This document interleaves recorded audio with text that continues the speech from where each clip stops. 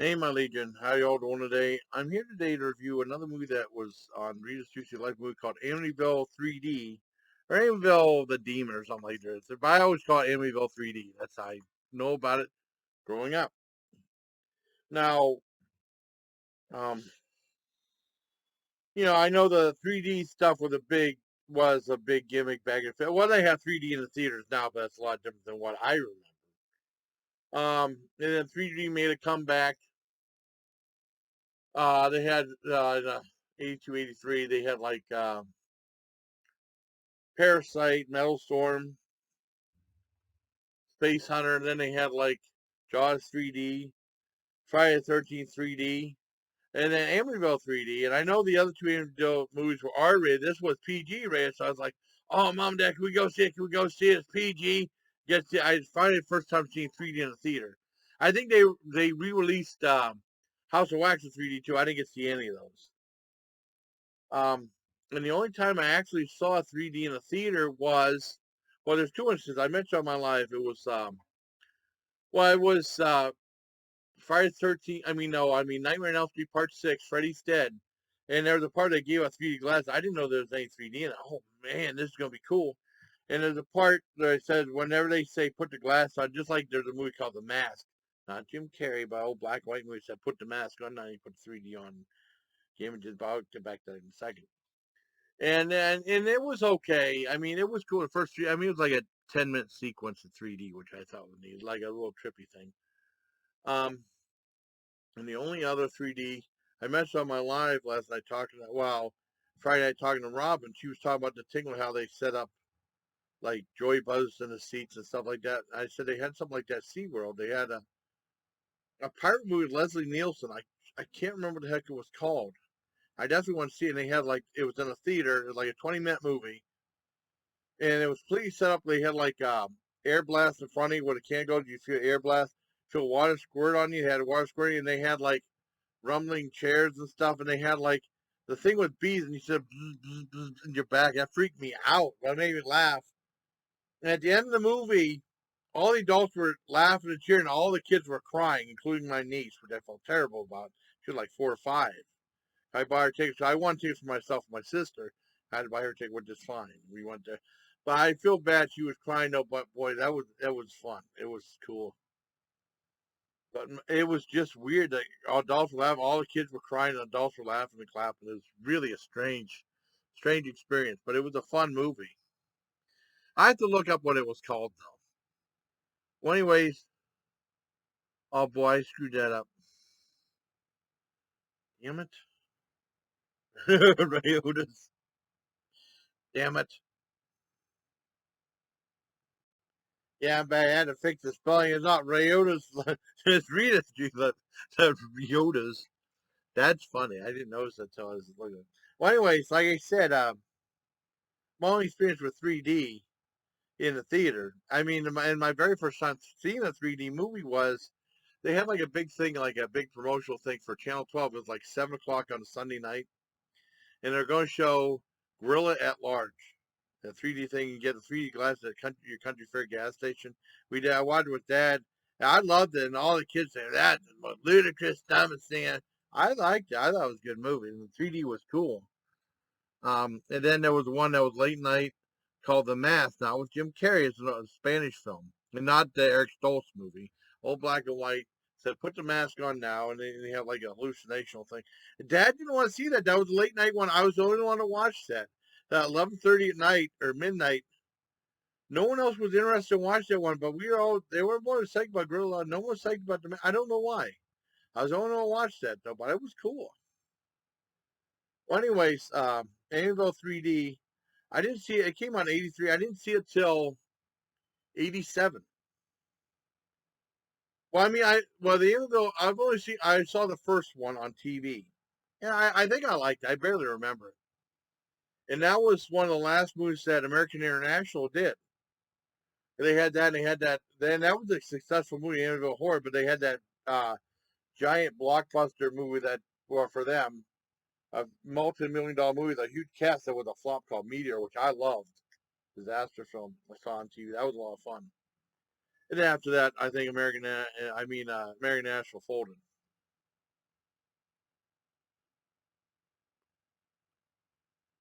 Anyways,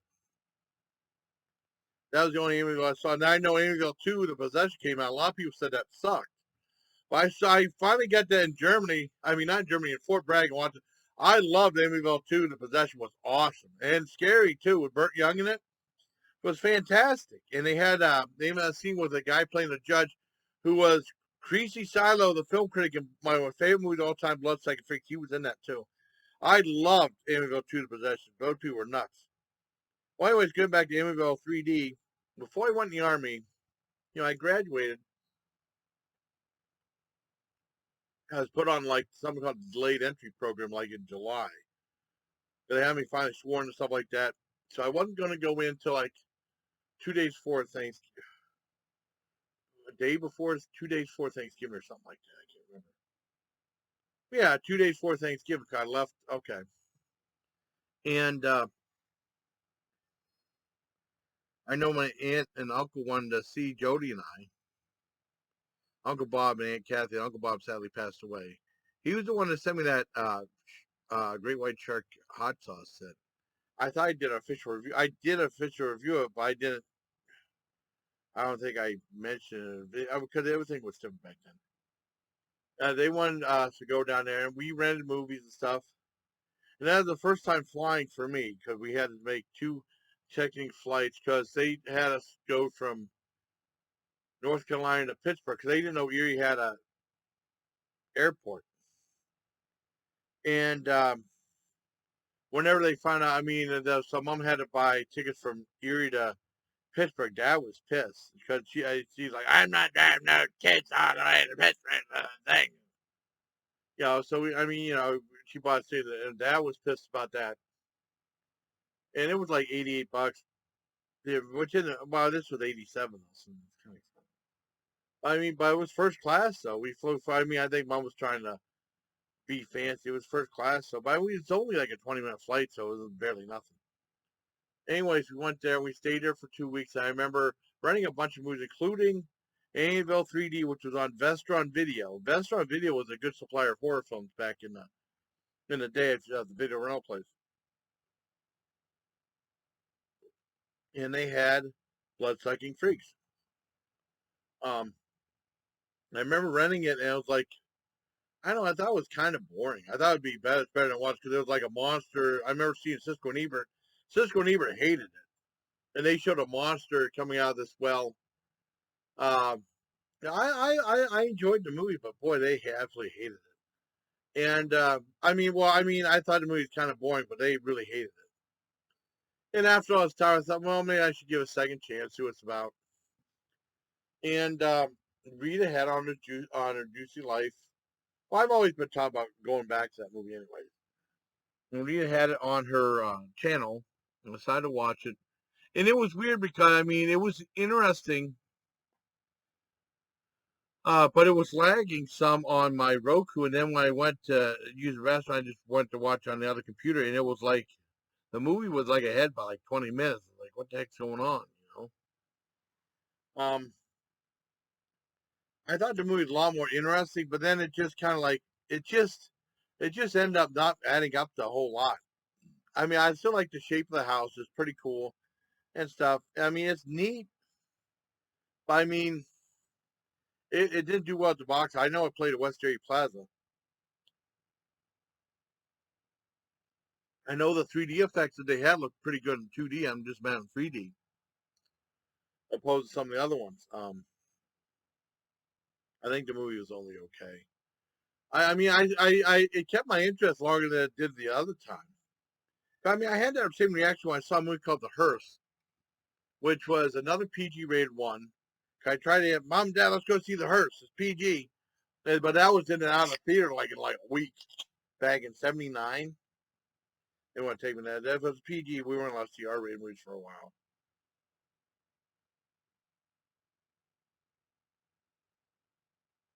But um, I thought it was okay. I mean, it still really didn't. Well, seeing that big time frame, I was like, I saw, tried to watch it backwards. I wanted to do a live and stuff like that Friday night. I mean, it lost its momentum for me. But it was the one guy's.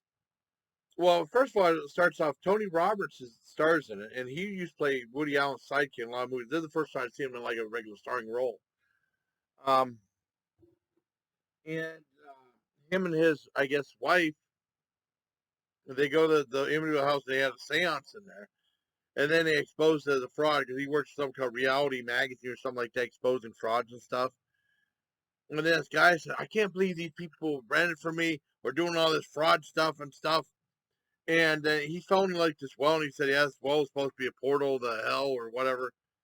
And that's really dangerous because it's on loose board. And that guy fell right through. They saved him. They pulled him up.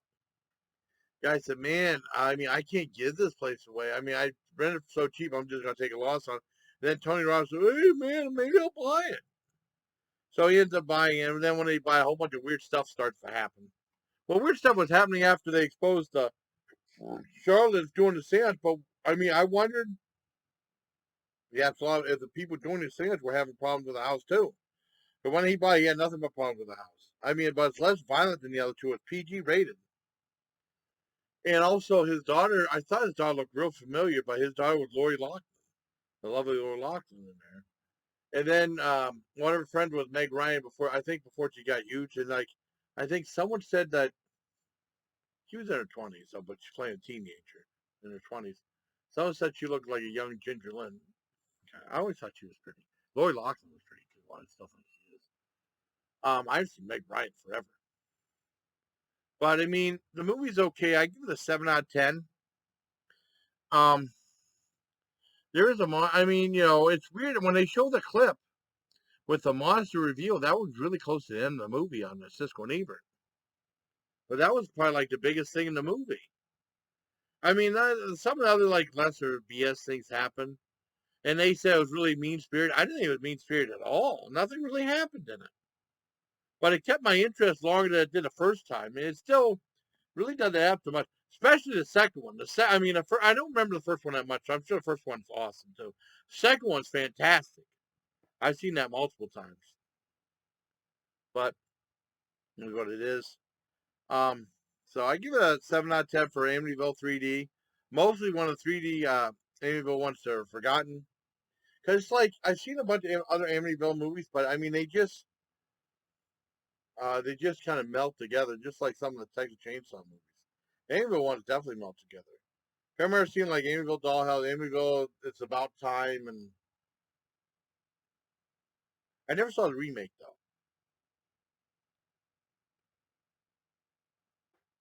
The ones I really remember are the first three I played in theaters, and then the remake played in theaters.